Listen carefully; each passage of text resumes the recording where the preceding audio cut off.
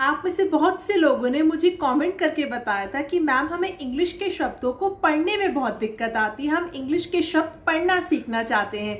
तो आप सभी की रिक्वेस्ट पे मैं ये वीडियो लेकर आई हूँ। हेलो एवरीवन, मेरा नाम है पूजा और आज की वीडियो में हम सीखेंगे इंग्लिश के शब्दों को पढ़ना, वो भी बहुत आसान तरीके से। तो यहाँ पर मैं मान के चलती हूँ कि आपको बिल्कुल भी अंग्रेजी नहीं आती, आप शुरुआत से अंग्रेजी सीख रहे हैं, इसलिए शुरुआत में मैं आपके लिए बहुत छोटे छोटे अंग्रेजी के शब्द लेकर आई हूँ, उन्हें मैं आपको इंग्लिश में पढ़ना सिखाऊंगी और जैसे जैसे आपको प्रैक्टिस होती जाएगी तो मैं आपके लिए कठिन शब्द भी लेकर आऊंगी। तो चलिए फिर बिना किसी देरी के वीडियो स्टार्ट करते हैं। पहले देख लेते हैं ईडी वाले शब्द, यानी जिन शब्दों के आखिर में ईडी आता है। तो ई की ध्वनि निकल रही है ए और डी के लिए हम लगाएंगे ड, तो क्या बन गया ए ड एड, ईडी यानी एड। पहला शब्द है रेड, तो इसे हम पहले इस तरीके से अलग अलग कर लेंगे। आर के लिए हम लिखेंगे र और फिर है ईडी, तो ईडी क्या है एड। अब यहाँ पर जो ए है वो क्या है, वो ए की मात्रा है, तो यहाँ पर हम क्या करेंगे र पे ए की मात्रा लगा देंगे और फिर ड है तो यहाँ ड लिख देंगे, तो ये क्या हो गया रेड। तो हम रेड को इस तरीके से पढ़ेंगे। बेड, तो इसे हम पहले इस तरीके से अलग अलग कर लेंगे। बी क्या है ब और ईडी क्या है एड। अब यहाँ पर ये जो ए है ये ए की मात्रा है, तो हम यहाँ पर क्या करेंगे ब पे ए की मात्रा लगा देंगे और ड लिख देंगे, तो ये बन जाएगा बेड। तो बेड को हम इस तरीके से पढ़ेंगे। उसी तरीके से है वेड, तो इसे हम पहले अलग अलग कर लेंगे। डब्लू को लिखते हैं वो, तो यहाँ वो लिख देंगे। फिर है ईडी यानी कि एड। अब यहाँ पर भी जो ए है ये ए की मात्रा है, तो यहाँ हम वो पे ए की मात्रा लगा देंगे। फिर ड है तो ड लिख देंगे, तो ये बन गया वेड। तो वेड को हम इस तरीके से पढ़ेंगे। उसी तरीके से लेड है, तो इसे भी हम अपनी सहूलियत के लिए अलग अलग कर लेंगे। एल के लिए लो लिखते हैं, तो यहाँ लो लिख देंगे। फिर ईडी है यानी कि एड, तो यहाँ पर भी ये जो ए है ये ए की मात्रा है, इसलिए हम लो के ऊपर ए की मात्रा लगा देंगे और ड लिख देंगे, तो ये बन गया लेड। फेड, तो इसे भी हम अलग अलग करेंगे। एफ यानी फो और ईडी यानी एड, तो यहाँ पर भी हम फो पे ए की मात्रा लगा देंगे और साथ में ड है तो ड लिख देंगे, तो ये बन गया फेड। तो जिन भी शब्दों के आखिर में ईडी आता है यानी कि एड आता है, उन्हें आप इस तरीके से तोड़कर पढ़ सकते हैं। अब देखते हैं ई एन वाले शब्द।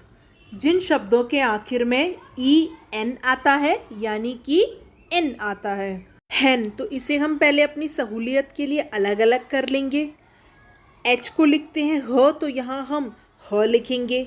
फिर है ई एन यानी कि एन, तो यहाँ एन लिखेंगे।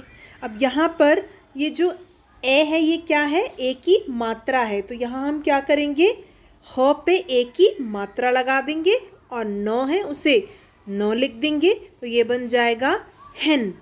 तो हेन को हम इस तरीके से पढ़ेंगे। पेन, पी को प लिखते हैं, तो यहाँ हम प लिख देंगे। फिर है ई एन एन, तो उसके लिए हम एन लिख देंगे। यहाँ पर ये जो ए है वो ए की मात्रा है, तो हम प पे ए की मात्रा लगा देंगे और साथ में लिख देंगे न, तो ये बन जाएगा पेन। डेन, तो इसे भी हमने अपनी सहूलियत के लिए अलग अलग कर लिया है। डी को ड लिखते हैं, तो यहाँ हम ड लिख देंगे। ई एन के लिए एन लिख देंगे।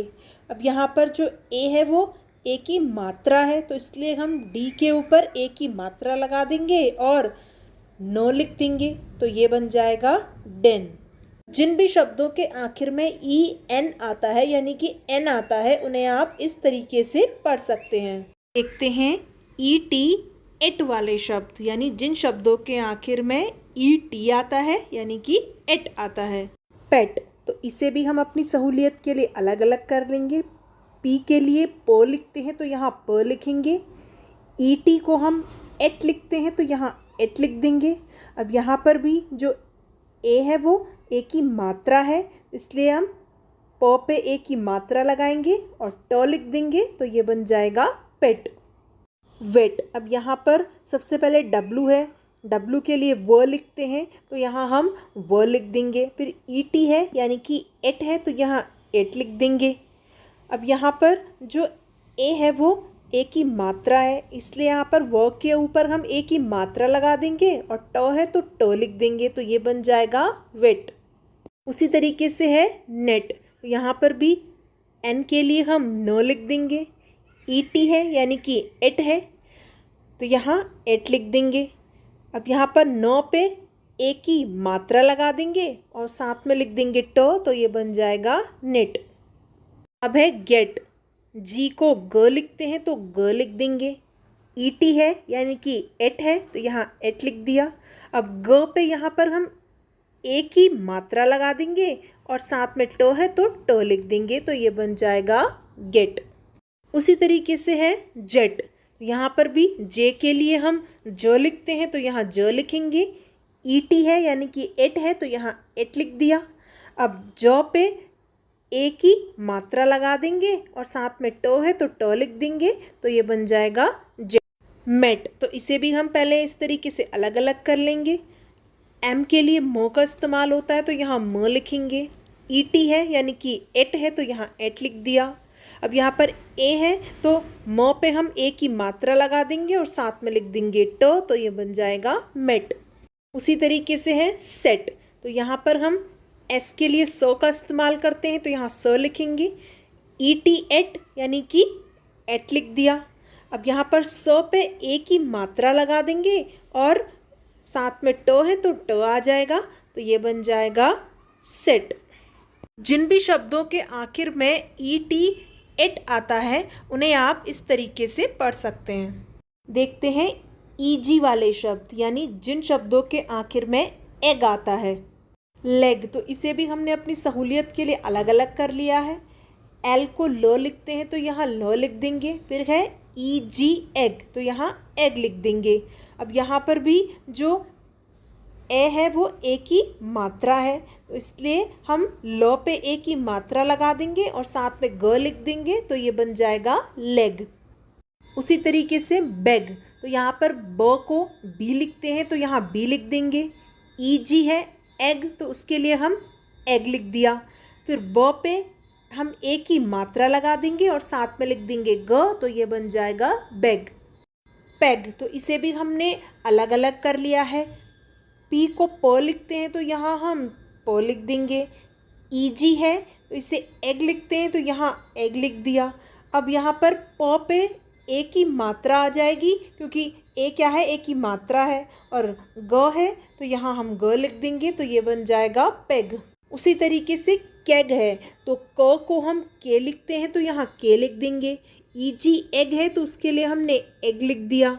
अब यहाँ पर क पे ये जो ए है ये ए की मात्रा है तो हम क पे ए की मात्रा लगा देंगे और साथ में लिख देंगे ग तो ये बन जाएगा केग।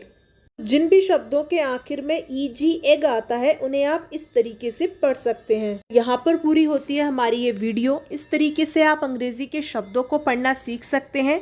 अगर आप चाहते हैं कि मैं इस तरीके की वीडियोस आपके लिए और भी लेकर आऊँ तो प्लीज़ मुझे नीचे कमेंट करके ज़रूर बताना। वीडियो पसंद आई हो तो वीडियो को लाइक ज़रूर कर देना। चैनल को अभी तक सब्सक्राइब नहीं किया हो तो सब्सक्राइब कर लेना, और हाँ, वीडियो को सभी के साथ शेयर ज़रूर कर देना जिससे कि बाकी लोगों की भी हेल्प हो सके।